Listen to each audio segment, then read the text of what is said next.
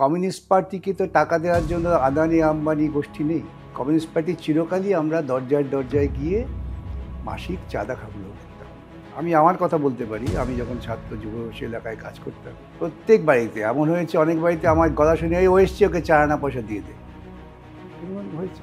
তো 4 আনার কুপন ছিল, 8 আনার কুপন ছিল, 1 টাকার কুপন ছিল, এখন হয়তো 5 টাকা 10 টাকার কুপন হয়েছে। এবং আমরা মাঝে মাঝেই পার্টির প্রয়োজনে সংগ্রহের জন্য কোটো নিয়ে ঘুরে বেড়াতাম, যে না আমাদের বলা হয় কোটোনারা পার্টি। এটা তো স্বাভাবিক, স্বচ্ছতার সঙ্গে মানুষের কাছে যাচ্ছি, মানুষ দিচ্ছেন, কেউ হয়তো দেবেন, কেউ দেবেন না, কেউ হয়তো বিরক্ত প্রকাশ করবেন, কেউ হয়তো বলবেন ঠিক আছে নাও, কিন্তু কি হচ্ছে, আমাদের তো কিছু হচ্ছে না। এতে পার্টির ভাবমূর্তিটা কিছুটা এতে নষ্ট হচ্ছে। পার্টির ভাবমূর্তি বাড়ে, যে এরা অন্ততপক্ষে পার্টি চালাবার জন্যে আমাদের কাছে এসে, গরিব মানুষের কাছে এসে পয়সা নিচ্ছেন, গোপনে কারো কাছ থেকে টাকা নিচ্ছেন, এবং এভাবেই জনসংযোগ বাড়ে।